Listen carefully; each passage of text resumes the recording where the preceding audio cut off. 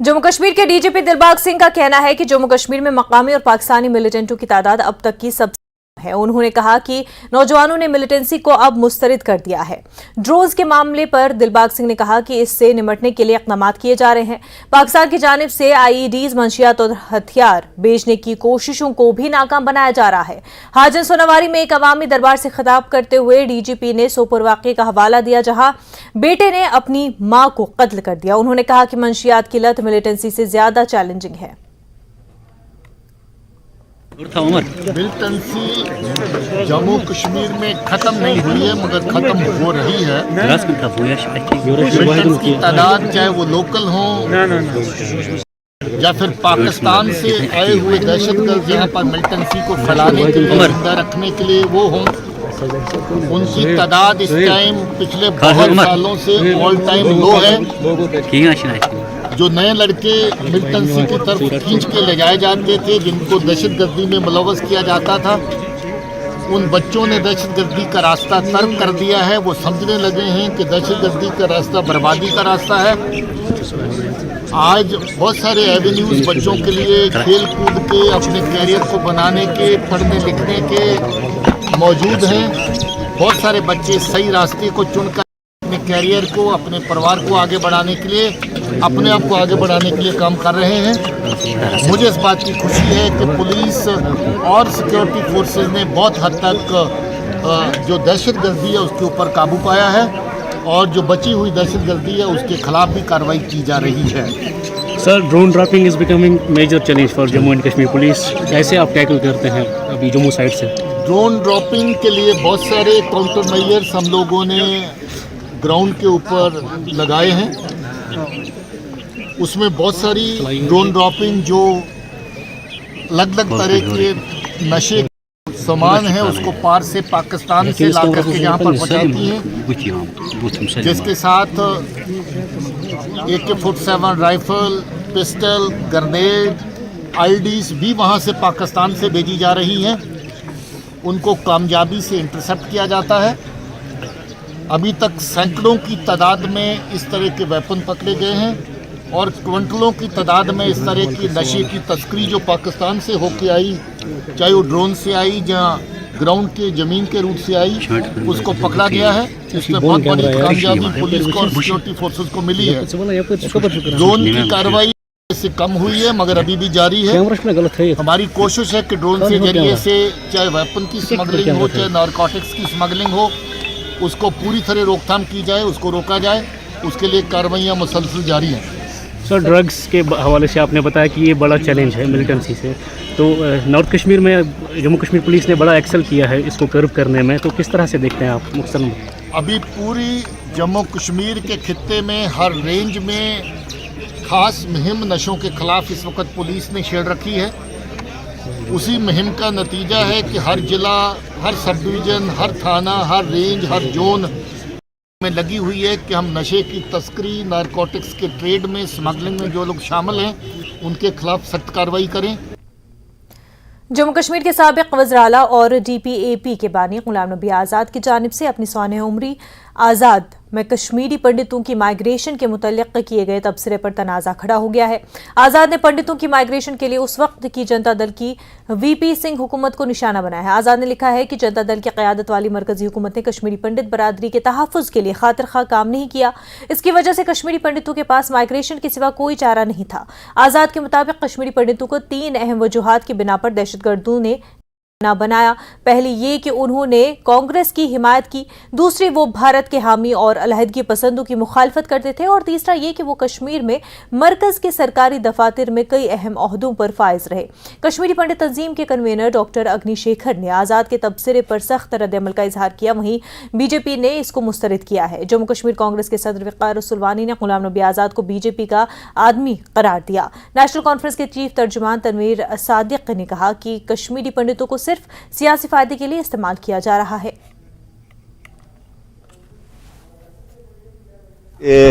इस बात को मानना पड़ेगा, किसी भी माइग्रेशन को रोकने के लिए केंद्र सरकार का सहयोग रहता है।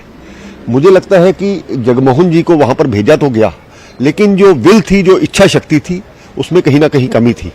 कश्मीरी पंडित समाज के प्रति ये षड्यंत्र आज से शुरू नहीं हुआ।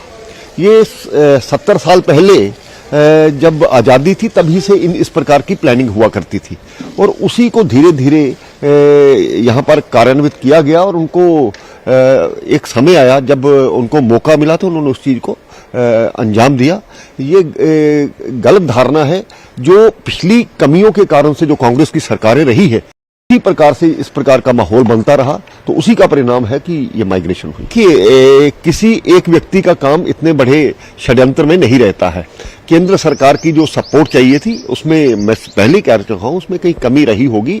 एक व्यक्ति वहां पर रह करके केंद्र सरकार की सहायता के बिना ये कर पाता। उन्होंने उस वक्त के हालात को जाना समझा और उसी के कारण से नहीं तो जो एक साजिश चल रही थी कश्मीरी पंडितों को मारना और ये, इसके पीछे पाकिस्तान की सपोर्ट तो थी ही, लेकिन कहीं ना कहीं ये जो बैठे केंद्र सरकार है उनकी भी सपोर्ट होगी। देखिए, पहले तो मैंने आज़ाद साहब की किताब पढ़ी नहीं। अब आपकी तरफ से जितनी मैं सुन रहा हूं, जितनी इन्फॉर्मेशन है, उसमें फिर से कश्मीरी पंडितों की बात उठी। जब जब किसी को कंट्रोवर्सी उठानी होती है, कश्मीरी पंडितों को एक यूज किया जाता है, एक टूल कंट्रोवर्सी उठाने के लिए। अब ये तो हमें भी पता है, आप 10 बार भी झूठ बोल दें कि कश्मीरी पंडित के वक्त फारूक साहब था या कुछ हो, ये तो हम सबको पता है कि गवर्नर जगमोहन था और फारूक साहब के कहने पे बार बार जगमोहन को फिर से उसके बावजूद भी यहां ले आए और उसी की वजह से फारूक साहब ने इस्तीफा दिया।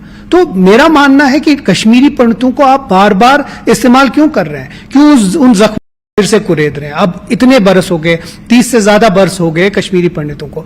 आज जहां हम बात करें उनके रिहेबिलिटेशन की, उनके वापस आने की, आज भी कश्मीरी पंडितों पे हमला हो रहा है। हम उसकी बात करें कि उनके ऊपर हम आज मरहम कैसे लगाते हैं, हम फिर से वही 89 और 90 की बात उठा रहे हैं। तो मेरे हिसाब से आज वो सही नहीं है। गुलाम नबी आजाद जो कह रहे हैं, हमें बड़ा दुख है कि जिस पार्टी ने उसको रुतबा दिया, जिस पार्टी ने उनको बलेसा के कुलोत्रान इलाके से उठाया, जहां उनने पहला इलेक्शन लड़ा तो 700 वोट लिए थे, वहां से उठा के महाराष्ट्र पहुंचाया, वहां इंदिरा जी ने पर्सनल कैंपेन किया, 2 बार उनको लोकसभा बनाया, 40 साल तक राज्यसभा में रहे और जब चीफ मिनिस्टर बनाकर जम्मू कश्मीर भेजा तब जाके वो एमएलए के इलेक्शन जीते यहां पे, वो भी कांग्रेस पार्टी के टिकट से। और जो आज वो डेवलपमेंट के दावे कर रहा है, मैंने ये किया, मैंने वो किया। एक मिसाल मैं उनकी दे दूंगा, जब डिस्ट्रिक्ट उन्होंने बनाए तो एक तकरीर में उन्होंने कहा, मैं वहां पे मौजूद था, कि मेरे पास बजट नहीं था, तो मैंने मनमोहन जी से बात की। मनमोहन जी ने कहा कि 800 कितने लगते हैं, तो 800 करोड़ मुझे लगे 8 डिस्ट्रिक्ट बनाने में, तो उन्होंने 800 करोड़ मुझे दिए। आज वो चीजें वो कह रहे हैं सारा कुछ मैंने किया, मेरी जाती बातें, हर चीज वो जात पे ले रहे हैं। कांग्रेस मेरी वजह से थी। कांग्रेस 150 साल पुरानी पार्टी है। कांग्रेस पार्टी ने उनको वजूद दिया, उनको नाम दिया, उनको शख्सियत बनाया, उनको गुलाम नबी भट्ट से गुलाम नबी आजाद बनाया। अब पार्टी का भी आजाद नाम, किताब का भी आजाद नाम, खुद का भी आजाद नाम, ये नाम कांग्रेस ने दिया। तो मतलब ये है, ये रुतबे जब कांग्रेस ने सारे दिए, आपको मर्यादा रखनी चाहिए, आपको रेस्पेक्ट रखनी चाहिए। आपको एलओपी कांग्रेस ने बनाया, आपको चीफ मिनिस्टर कांग्रेस ने बनाया, आपको 24 साल यूनियन मिनिस्टर कांग्रेस ने रखा। वो कह रहे हैं कि मैं काबिल था इसलिए बनाया। सेक्रेटरी, देखिए काबिल जो होता है वो खड़गे जी की तरह 9 बार लोकसभा जीत के आता है। 9 बार खड़गे जी लोकसभा जीते, 2 बार एमएलए जीते। कमलनाथ 9 बार एमपी जीता है, इन्होंने स्टेट से 1 एमपी लड़ा, हार गए। तो इसलिए काबिलियत के बेस पे नहीं, वो सीधे गांधी परिवार आशीर्वाद से बने।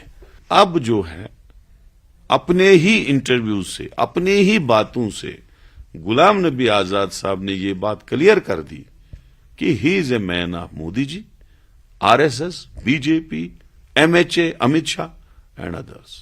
आज सारे इंटरव्यू वो उनके हक में दे रहा है और कांग्रेस की मुखालफत कर रहा है। अभी वो कह रहे हैं और वॉल्यूम्स आएंगे, अभी तो मध्य प्रदेश में जो कुछ हुआ वो करना बाकी है, कांग्रेस में अपने भेदी अंदर के कितने हैं उनको एक्सपोज करना है।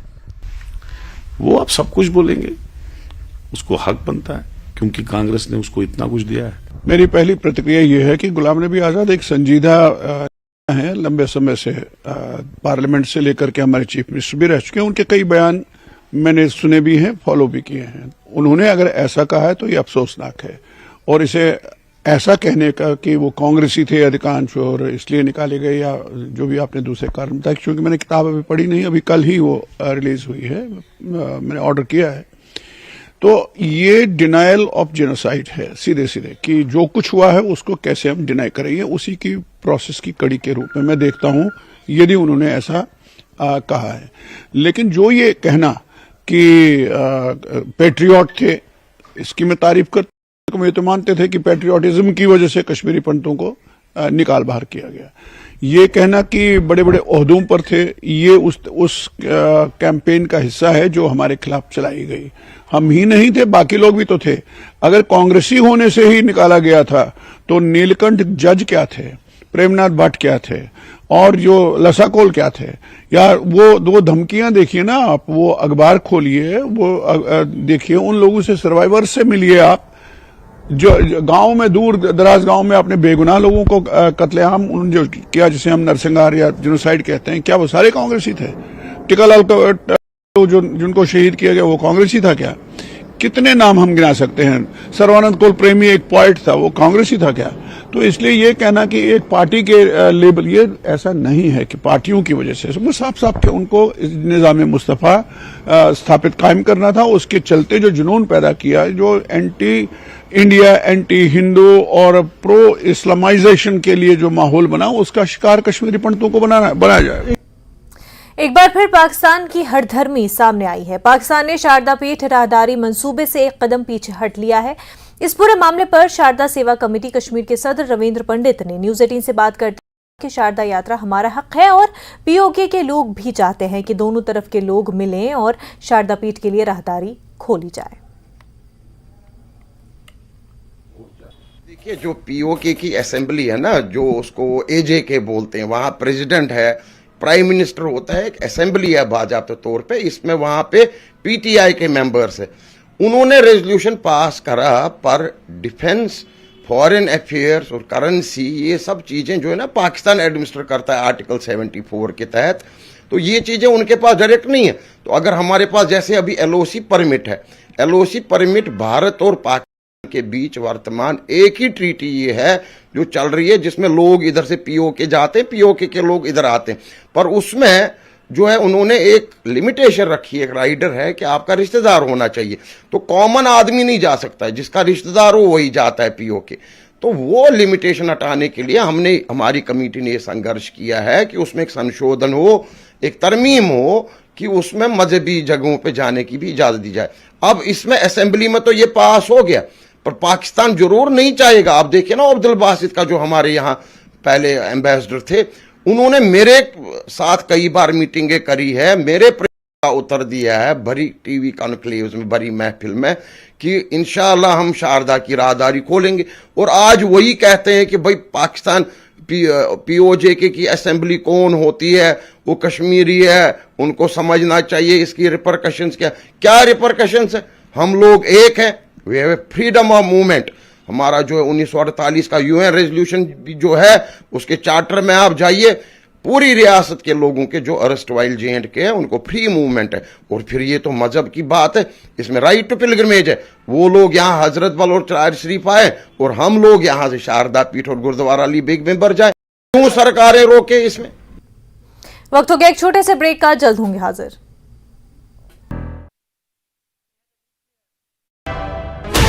Sixteen channels, 15 languages, 26 states, 1200 plus reporters, 67 plus crore viewers. India's largest news network, News 18 Network.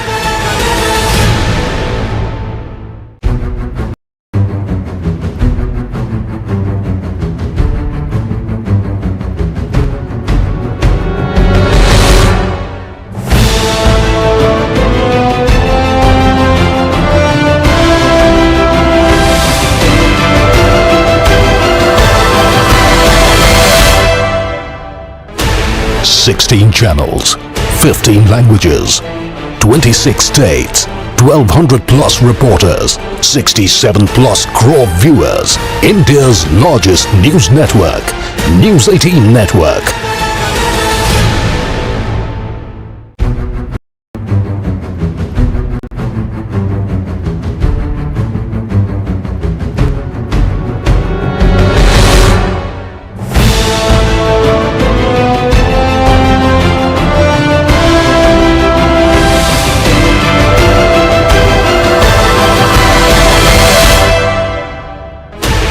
Sixteen channels, 15 languages, 26 states, 1200 plus reporters, 67 plus crore viewers. India's largest news network, News 18 Network.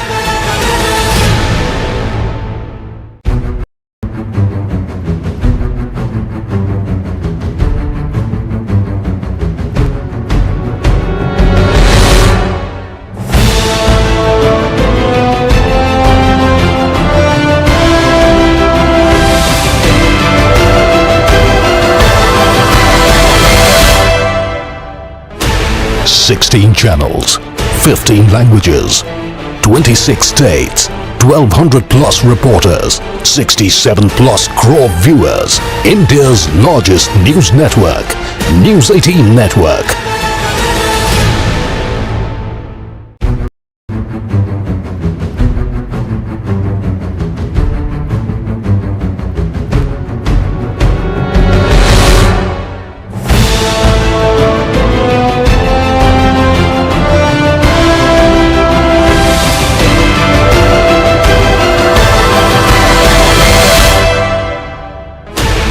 Sixteen channels, 15 languages, 26 states, 1200 plus reporters, 67 plus crore viewers. India's largest news network, News 18 Network.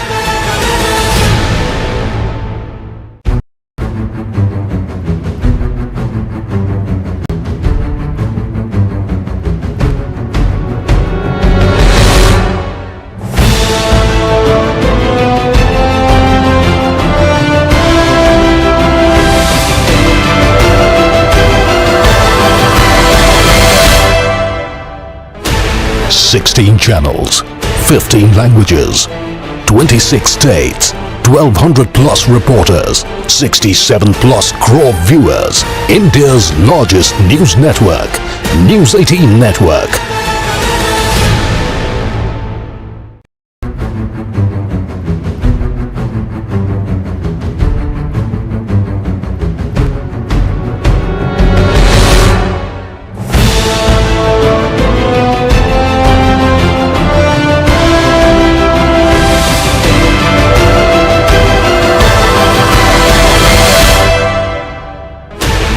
Sixteen channels, 15 languages, 26 states, 1200 plus reporters, 67 plus crore viewers. India's largest news network, News 18 Network.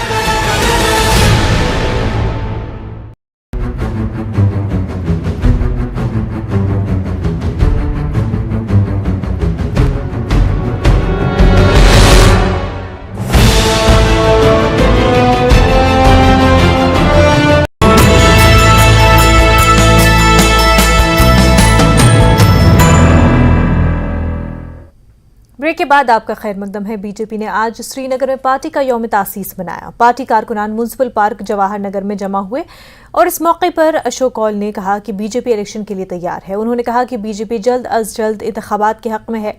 उन्होंने कश्मीरी पंडितों की migration से मुतल्लिक गुलाम नबी आज़ाद के बयान की मजम्मत की। TRF की धमकी पर अशोक कौल ने कहा कि हमें अपना काम करना है, उन्हें उनका काम करने दें।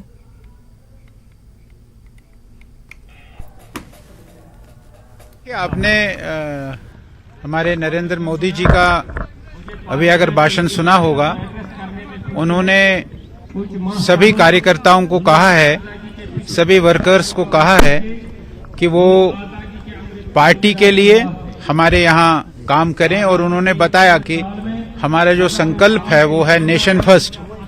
हम इस भारत माता के लिए, इस भारत भूमि के लिए काम करें, खुलकर काम करें, संकल्प लेकर काम करें ऐसे आज नरेंद्र मोदी जी ने अपने भाषण में बताया, और भी बहुत सारी चीजें जो उन्होंने विकास की दृष्टि से यहाँ रखे हैं, और विकास की दृष्टि से उन्होंने पिछले 10 दिनों में 15 दिनों में जो कुछ हुआ है उसके बारे में भी बताया है। अब क्या कहें, एक ऐसा आदमी जिसको इतना बड़ा स्थान मिला है देश में, वो ऐसी बात करें तो ये तो मुझे उसकी समझ पर बड़ी अफसोस हो रहा है कि भाई वो आदमी जो देश के एक ऊंचे पद पर रहा है, सब चीजें उन्होंने देश में ली है, और उसके बाद ये इस प्रकार की बात करता है या लिखता है, ये बदनसीबी है।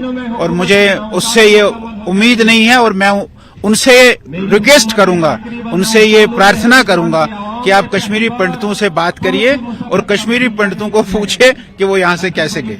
पिछले दिनों में ही जब मन की बात थी उसमें मोदी जी ने नदरू की बात की है, और नदरू के लिए एफपीओ बना है, और वो एफपीओ ने अपना नदरू सारे देश में नहीं तो विश्व में भी उसकी बिकी हुई है। वो ऐसे यूएई में वो नदरू बिका है। इसलिए कश्मीर के लिए जो मोदी जी कर रहे हैं, और समझदार लोगों को समझ आती है, जो थोड़ी भी जहालत में है उनको समझने में थोड़ा समय लगेगा। बीजेपी के रहनुमाओं और कारकुनों ने आज जम्मू में पार्टी हेडक्वार्टर में पार्टी का 43वां यौम तासीस मनाया। Party Jammu Kashmir union territory के सदर रविंद्र ने पार्टी रहनुमाओं और कारकुनों की बड़ी तादाद के साथ पार्टी परचम लहराया। रविंद्र रायना ने दावा किया कि बीजेपी ने अपनी बुनियाद में इजाफा किया और वो मुल्क भर में अवाम की नुमाइंदा बनकर उभरी है। उन्होंने कहा कि बीजेपी अब पूरी दुनिया की सबसे बड़ी पार्टी है। 6 अप्रैल सन 1980 को भारतीय जनता पार्टी का गठन हुआ था। इससे पूर्व हमारा संगठन जनता पार्टी और उससे पूर्व भारतीय जनसंघ के नाम से जाना जाता था। वो प्रजा परिषद का जम्मू कश्मीर में एक विधान एक प्रधान एक निशान का आंदोलन हो या कोई भी राष्ट्रवादी आंदोलन हो, हमारे करोड़ों करोड़ समर्पित कार्यकर्ताओं ने हमेशा देश और समाज के लिए काम किया है। राष्ट्र हित में संकल्पित भारतीय जनता पार्टी के करोड़ों कार्यकर्ताओं ने अपना पूरा जीवन देश और समाज को अर्पित किया है।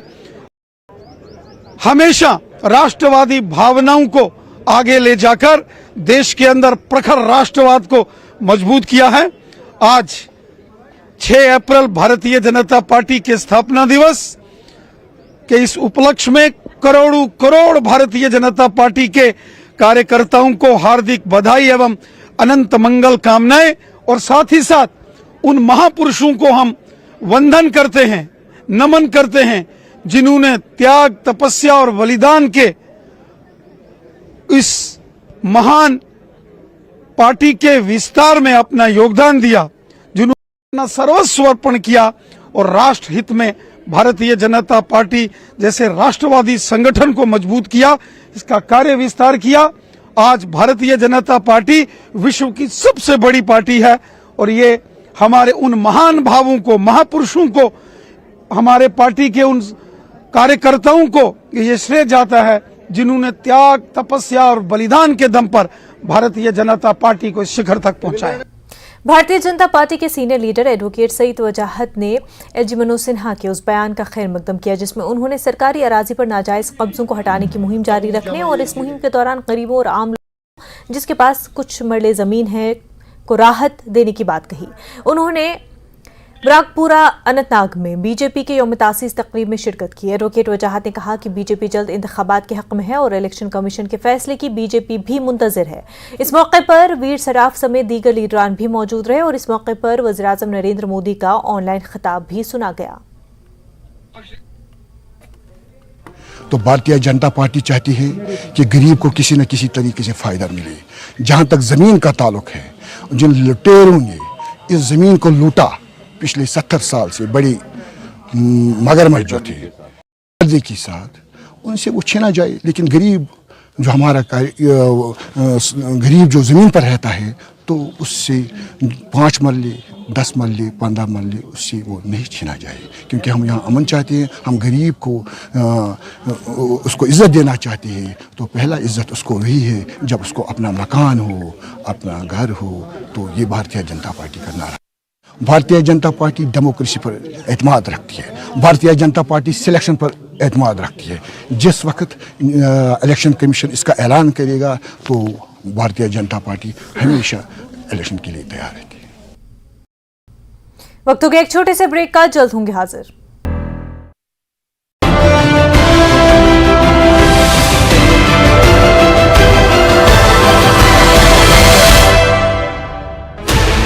$16 channels, 15 languages, 26 states, 1,200 plus reporters, 67 plus crore viewers. India's largest news network, News 18 Network.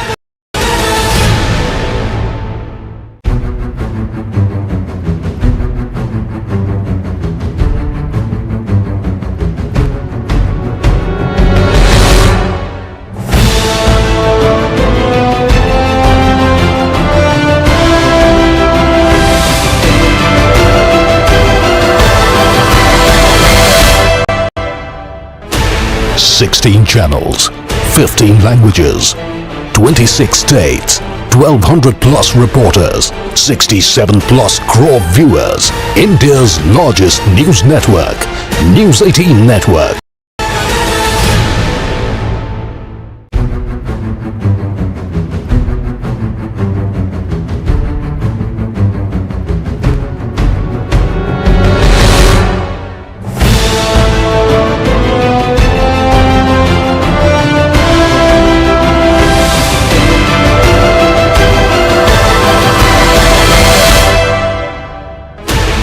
$16 channels, 15 languages, 26 states, 1,200 plus reporters, 67 plus crore viewers. India's largest news network, News 18 Network.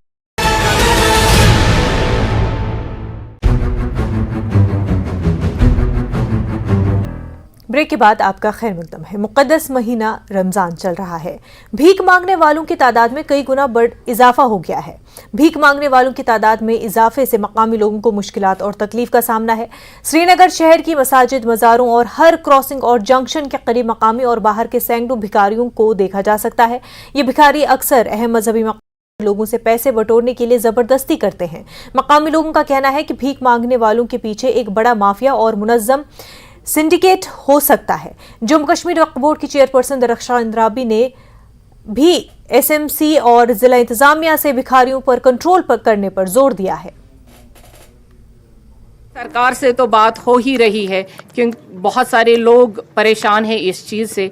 हमने गवर्नमेंट से भी कहा है और चाहेंगे कि एसएमसी और बाकी जो पुलिस है इसमें एक जोरदार अपील भी लोगों ने की है और हम भी कहेंगे आपके ज़रिए से कि भाई इनको लोगों रखिए ताकि लोग सही तरीके से मस्जिद भी जाए, दरगाहों में भी जाए और कोई न्यूसेंस पैदा ना हो जाए। जहाँ मस्जिद के बाहर जाए, ट्रैफिक जहाँ पर सिग्नल्स है या पुल है, कोई भी जगह फुटपाथ है, जहाँ भी देखे इस वक्त मुझे लगता है कि इंसान को जिस सिमत में जाना होता है पहले उसको कहीं ना कहीं पे बेगर मिलता ही है, भिखारी मिलता ही है। मुझे लगता है इसमें बहुत बड़ी ह्यूमन ट्रैफिकिंग है। हम खाली इस बात पे नहीं रहेंगे कि ये खाली कश्मीरी है, बाहर से भी लोगों को लाया गया है, किन्होंने लाया है, कैसे लाया है, बस इंसान परेशानी में है। इतने भिखारी है हर साइड से है, लेकिन ये क्या माफिया है, ये कुछ समझ से बाहर की बात है। इस पर को काम करना चाहिए, उनको देखना चाहिए कि ये लोग आए कहाँ से है, कौन है। जो ही आदमी घर से निकलता है तो कोई ना कोई भिखारी मिल ही जाता है। आप घरों की हालत देखो, दिन में 10-15 लोग आते हैं, मजबूर करते हैं। अगर किसी के पास कुछ होगा भी नहीं तो उसे इतना मजबूर करते हैं कि वो उधार लेके उनको देना पड़ता है उसको। लेकिन गवर्नमेंट इस पे कोई कदम नहीं उठा रही है। ये देखना चाहिए। अगर हम मजहब के हिसाब से देखें, मजहब ने हमें तलकीद की है कि लोगों को दे दो, लेकिन उन लोगों को जो जरूरतमंद हो, ऐसे लोग नहीं जो हट्टे कट्टे हों, मजदूरी कर सकते हैं, कोई काम कर सकते हैं, वो लोग ज्यादा भीख मांग रहे हैं बनस्बत उन लोगों के जिनके कुछ प्रॉब्लम। ट्रैफिक पुलिस ने उधमपुर में कौमी शाहरा पर झुकनी नाका फर्जी रजिस्ट्रेशन नंबर वाली होंडा अमेज गाड़ी को जब्त किया है। सरकारी जराये के मुताबिक कार दिल्ली के रजिस्ट्रेशन नंबर के साथ पंजाब से कश्मीर जा रही थी। ट्रैफिक पुलिस ने गाड़ी का नंबर चेक किया और पता चला कि इसका चेसी नंबर पंजाब में रजिस्टर्ड है, जबकि कार का नंबर प्लेट दिल्ली का लगाया गया है। ट्रैफिक पुलिस ने गाड़ी को सीज कर दिया और मजीद जांच इस मामले में जारी है। रूटीन में हम चेकिंग कर रहे थे गाड़ियों की। चेकिंग के दौरान जो है गाड़ी आई, इसका हमने ऑनलाइन नंबर चेक किया तो ऑनलाइन रिकॉर्ड इसका मिला नहीं। जब इसका इंजन में चैसी ने चेक किया तो इसको ऑलरेडी पंजाब का नंबर लगा हुआ है। ये फेक नंबर चला के गाड़ी चला रहा है, फेक नंबर पे। फेक नंबर में नहीं यूज़ करें क्योंकि सिक्योरिटी रीज़न है, हमारे स्टेट में ऐसे मिलिटेंसी है। सिक्योरिटी हो सकता है किसी इलीगल एक्टिविटी में यूज़ करनी हो, क्या करना हो, ये तो बाकी बात है। हम इसको पुलिस स्टेशन उधमपुर के हैंड ओवर करेंगे, फर्दर इन्वेस्टिगेशन वही करेंगे। नारकरा बड़गाम के लोगों ने आज समाज में हो रहे जराइम खासकर कत्ल मामलात के खिलाफ एहतजाज किया। इस दौरान एहतजाजियों ने जम्मू कश्मीर पुलिस की कार्रवाई की सराहना भी की। वाज़ेह है, गुज़िश्ता रोज़ पुलिस ने कत्ल मामले को हल किया जो पुलिस स्टेशन नौगाम में 15 मार्च 2023 से ज़ेर तफ्तीश था। पुलिस ने कल इस मामले में 3 अफराद को गिरफ्तार किया जो कि पुलिस के मुताबिक नारकरा बड़गाम के बाशिंदे हैं। ताहम नारकरा बड़गाम के लोगों ने आज इस पर तशवीश का इजहार कहा कि नारकरा बदनाम हो रहा है जबकि ये लोग नवाबाजार श्रीनगर के हैं। उन्होंने पुलिस और मीडिया से अपील की कि जब भी ऐसा कोई वाकया सामने आए तो शनाख्त पर ध्यान दिया जाए क्योंकि इस तरह एक इलाका बदनाम हो जाता है। गुजारिश है कि पुलिस डिपार्टमेंट बे अक लट कर पुलिस डिपार्टमेंटस एप्रिशिएट करान कि तिम वस हरकत मज अमे आय कि कहन कतिल वस छुपित हेकान कहीं, मगर तम पे गुजारिश मीडियास तो पुलिस डिपार्टमेंटस कि यम इलाक यम आसन सह इलाक गस ब्रो कुन कि हालांकि नारकर नाव गस डिफेम गसन कहीं बुत कर खानदर बुत नेचुर करो खानदर यव वाक़ा गो 15 मार्च ब्रो वाक़ा गो तमें पत 4-5 रिश्ते ये तिज अत इलाकस मज कतिल तो यम कस गि बाकी गुजारिश है तो बेस गुजारिश कर ड्रग्सस पे पतमे लट पत कुन तम अवेयरनेस क्या प्रोग्राम कि ड्रग्सस पे मेन मोज कतल खत सह ड्रग्स। यहाँ पे जमा होने का खाली एक ही मकसद है कि ये जो नारकरा के बाशिंदगान पे जो ये एक बदनुमा सा दाग लगता जा रहा है कि जो अब धुलना मुश्किल होता जा रहा है। हम इसको धुल नहीं पा रहे हैं क्योंकि हम कहीं पे भी जाते हैं तो हमें वो तंज किया जाता है, शक की निगाह से देखा जाता है कि नहीं ये नारकरा का है। मैं एक चीज बताना चाहता हूँ, ये जो यहाँ पे आउटसाइडर्स रहने आए हैं माशाल्लाह इनमें भी इंटेलेक्चुअल लोग हैं, हम उन पे उंगली नहीं उठा रहे हैं, लेकिन हमारा जो आला अफसरान हैं पुलिस के उनसे मोतबाना इल्तिमास है कि मेहरबानी करके इस चीज को आप अच्छी तरीके से गौर खोज करके पब्लिसाइज कीजिएगा कि ये जो न्यूज होती है ये सोशल मीडिया पे विद इन सेकेंड्स पेट्रोल की तरह आग की तरह फैल जाती है। एक जानिब जहां महकमा तालीम इन दिनों एनरोलमेंट ड्राइव चला रहा है, वहीं कश्मीर के सरकारी स्कूलों में अभी तक किताब तकसीम नहीं की गई हैं जिसकी वजह से सरकारी स्कूलों में तदरीसी अमल मुतासिर होकर रह गया है, जबकि प्राइवेट तालीमी इदारों में 20 मार्च के बाद ही तालीमी सरगर्मियां शुरू हो गई हैं। इस मामले पर कुछ वालिदैन का कहना है कि सरकारी स्कूलों में फिलहाल पिछले साल की पुरानी किताबों से ही काम चलाया जा रहा है। उधर DDC member doctor Mustafa Khan ने आला हुकाम से मुतालबा किया कि मार्च सेशन के चलते पहले ही तालीमी निज़ाम असरअंदाज हो रहा है और ऐसे में किताबों की तकसीम में देरी से बच्चों का कीमती वक्त ज़ाया हो रहा है।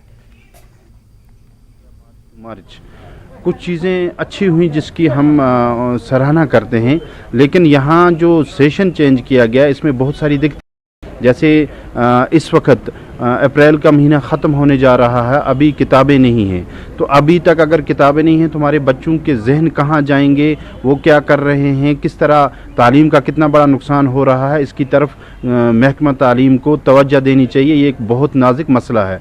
दूसरी चीज़ ये है कि अगर जब हम इस चीज़ को देखते हैं तालीमी निज़ाम में, कश्मीर में आज तक था दिसंबर में एग्ज़ाम लिए जाते थे और फिर दिसंबर आधा महीना, जनवरी फरवरी 2 महीने बचते थे जिसमें यहाँ के बच्चे 35% सिलेबस कंप्लीट कर लेते थे।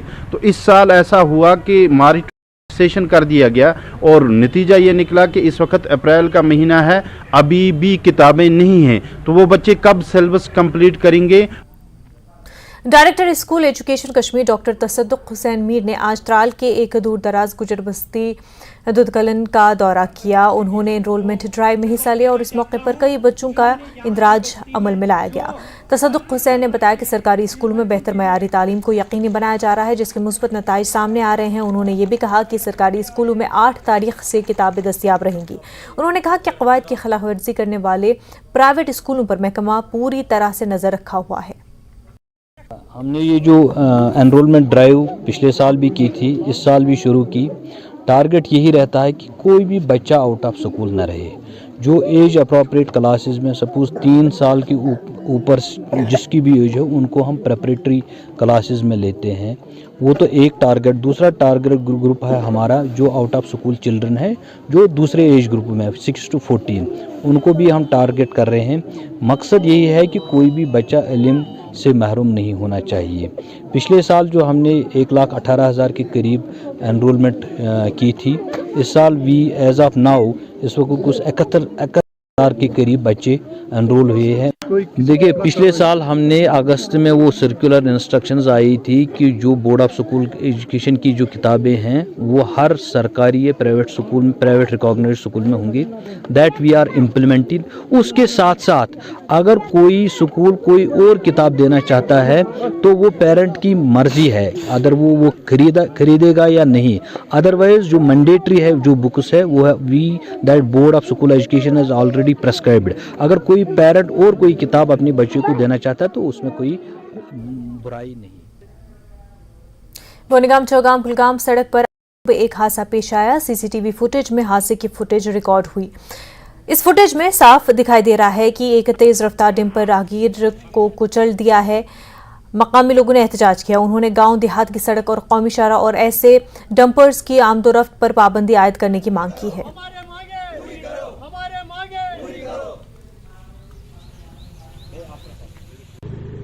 ये दुकानदार वो अंदर कर मे कस्टमर ओमुत मे कस्टमर खतर अन आइटम यप गई क्रैक हेर खसित ये बार दिवान तो गाड़ तो बोरुमो गाड़ तो यह मीर बाजार गाड़ मीर बाजार ग फेर मगर आव यह पहल पे जनाब यह आव पहल पे तो पट एक्स कोत माल भर यवाई कन यप स्कूल तह अत कर क्या रोब थम कर क्या बच्चे गाड़ गाड़ गो जनाब यप रोब थम गो बच्चे आना यह गाँव लिंग रोड यप गो बच्चे क्या लक लक बच्चे वह थो कह बेकर बेकर थो तम सम लाग जनाब दिवन क्या high school road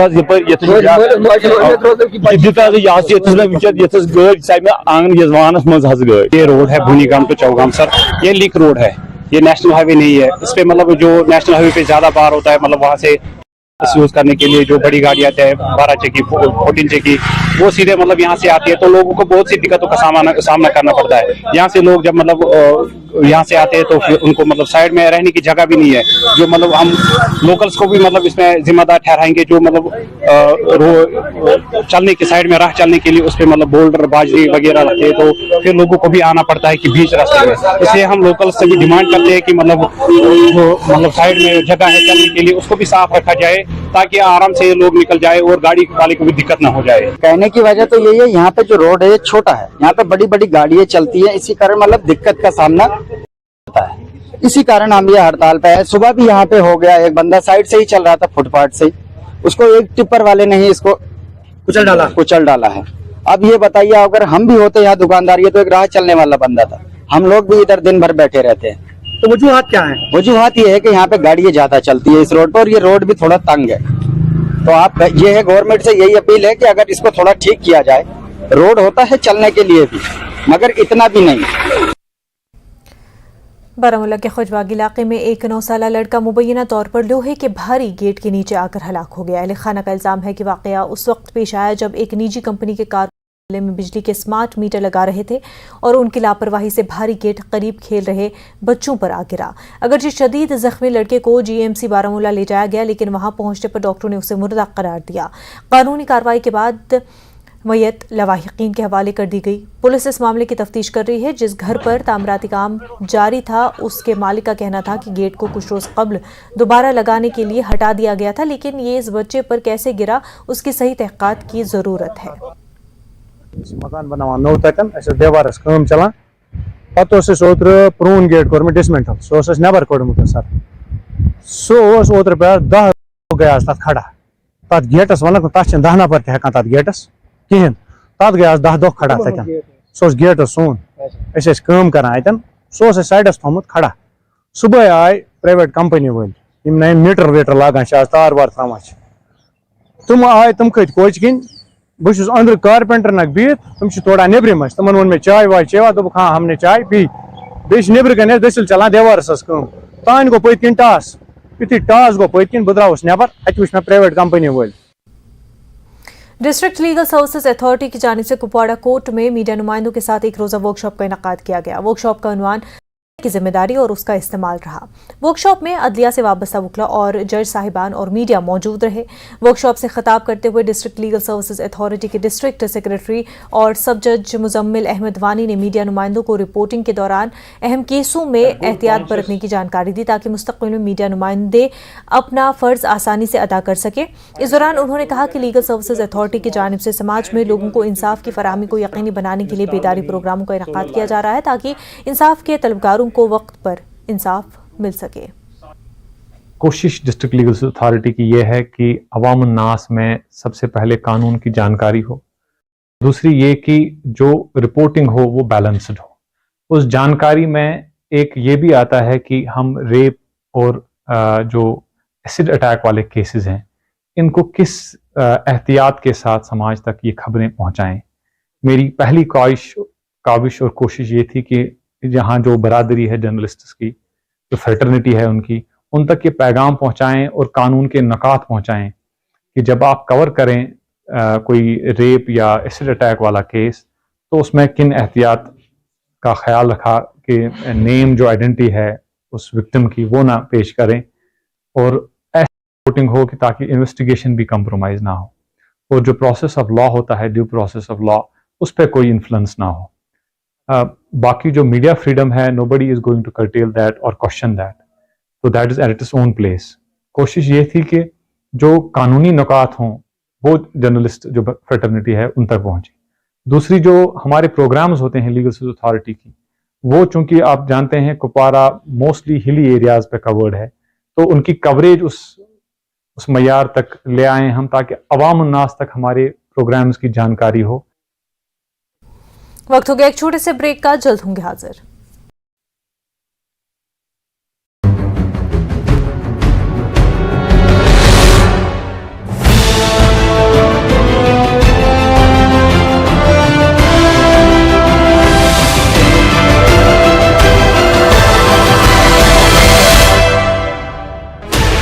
Sixteen channels, 15 languages, 26 states, 1,200 plus reporters, 67 plus viewers. India's largest news network, News 18 Network.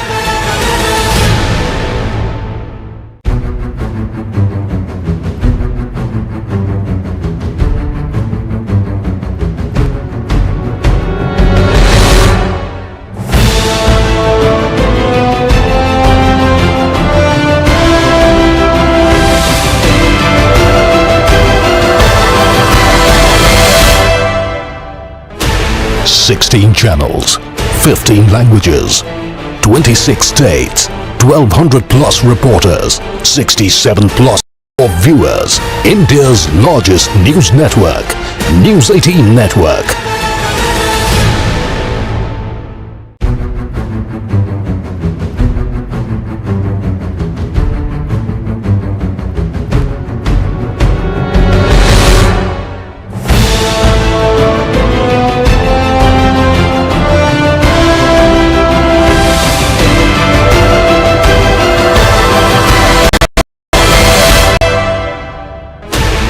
Sixteen channels, 15 languages, 26 states, 1,200 plus reporters, 60 plus crore viewers. India's largest news network, News 18 Network.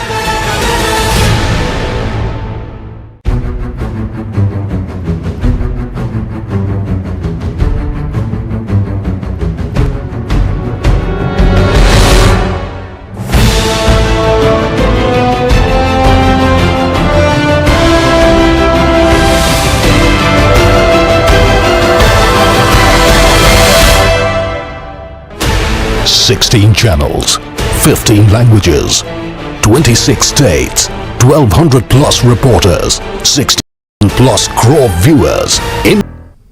Break के बाद आपका खैर मकदम है। किश्तवाड़ जिले की नई बस्ती गांव इस साल फरवरी के पहले हफ्ते में बड़े पैमाने पर जमीन के धंसने से मुतासर हुआ था।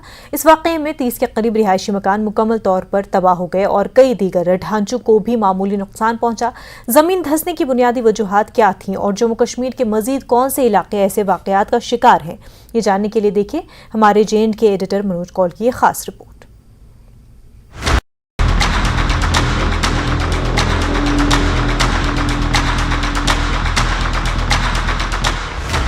4 फरवरी 2023 को जिला किश्तवाड़ के ठाटरी सब डिवीजन की नई बस्ती हेमलेट, जिसमें 85 खानदान आबाद थे, जमीन के धंसने से मुतासिर हुए।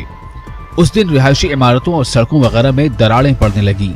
तकरीबन 30 ढांचों को मुकम्मल नुकसान पहुंचा, जबकि 50 से ज्यादा दीगर रिहायशी मकानात में दरारें पड़ी। इस तरह पूरे गाँव में खौफ व हिरास फैल गया और लोग महफूज मकामात की तरफ निकलने लगे। जम्मू यूनिवर्सिटी के रिसर्चर्स की एक टीम ने मुतासरा इलाके का दौरा किया। इस टीम की सरबराही करने वाले प्रोफेसर युद्धवीर सिंह ने इस वाक़े की वजूहात जानने की कोशिश की।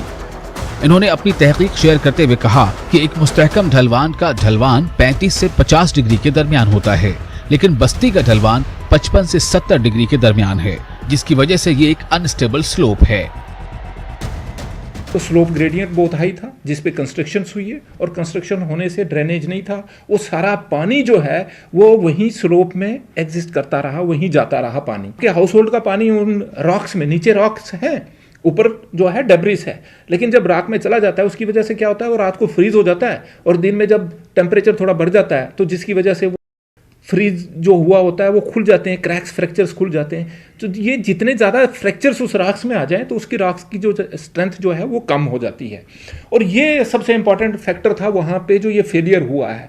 ओवरबर्डन से पानी जो है वो रॉक्स में गया है, रॉक जो है उसने अपनी स्ट्रेंथ जो है लूज की है, क्योंकि वहाँ ड्रेनेज प्रॉपर था नहीं, स्लोप ग्रेडियंट बहुत ज़्यादा था।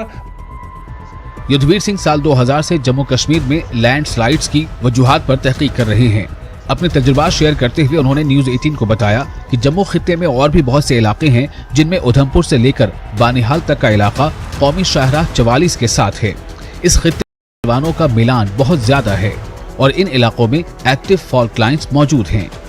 इनका कहना है कि गुज़िश्ता कई सालों से इन इलाकों में इंसानी मुदाखलत ने लैंडस्लाइडिंग के वाकयात में इजाफा किया है। कि जब पानी कंटिन्यूस रेनफॉल होती है तो ये सोक कर जाती है, इसमें पानी सोक हो जाता है, जिसकी वजह से ये अपनी स्ट्रेंथ लूज कर जाती है और मूवमेंट होती है। अब कंस्ट्रक्शन वर्क इन एरियाज में हो रहे हैं, तो ये जो इंपॉर्टेंट चीज़ है, जब हम इसको इग्नोर करेंगे तो ये फ्रीक्वेंसी तो बढ़ेगी, इसमें कोई दो राय है नहीं। जियोलॉजिकल एस्पेक्ट्स हैं, उनको कंसिडरेशन, जो जियोलॉजिकल उनको अगर प्रॉपरली अंडरस्टैंड करें और इम्प्लीमेंट करें तो हम इनकी इंटेंसिटी भी कम कर सकते हैं और इसकी वजह से जान माल जो नुकसान है उसको बहुत रोका जा सकता है। माहिरीन का कहना है कि ऐसे हसास इलाकों में तरक्याती मंसूबे करते हुए अर्जियाती पहलुओं को मद्देनजर रखना जरूरी है। वो आम लोगों को खतरात से आगाह करने की जरूरत पर भी जोर देते हैं। न्यूज 18 के लिए मनोज कौल की रिपोर्ट। डोडा जिले के लोग जिला अनंतनाग के रास्ते कश्मीर को मिलाने वाली डेसा कपरन सड़क की तामीर का मुतालबा कर रहे हैं। अगर इस सड़क पर काम शुरू कर दिया जाए तो यहाँ के बेरोजगार नौजवानों, फायदा और तमाम सयाती मकामात को फरोग हासिल हो सकता है। आप देखिए आतिफ लोन की रिपोर्ट। हमें दीजिए इजाजत। आदाब।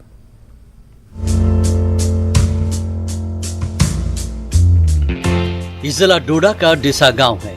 यहाँ के लोग डेसा कपरन रोड की तामीर का मुतालबा कर रहे हैं।